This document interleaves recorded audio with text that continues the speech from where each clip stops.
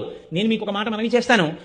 అధికారము అని ఒక మాట ఉంటుంది. అందరూ అన్ని కార్యాలు చెయ్యలేరు. అధికారాన్ని బట్టి కొంతమంది కొన్ని కార్యాలు మాత్రమే చేయగలుగుతారు. కానీ సర్వోత్కృష్టమైనటువంటి ఈశ్వరార్చనగా సాక్షాత్ ఈశ్వరుణ్ణి ముట్టుకుని మీకు పూజ చెయ్యాలనుంది.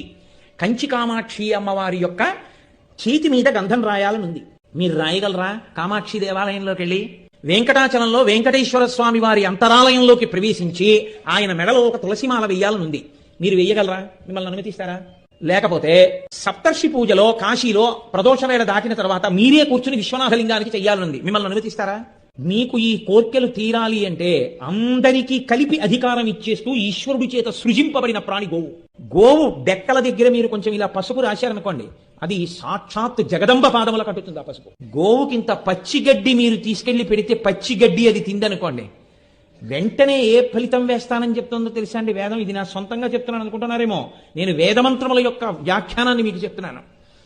ఒక సంవత్సరం పితృదేవతలు తరించాలంటే అత్యంత సులభ మార్గం ఏమిటో తెలుసా అండి? గోశాలలో గరుకురాయి వేయడమే. గరుకురాయిని వేస్తారు, కొంచెం గరుగ్గా ఉంటుంది ఆ రాయి.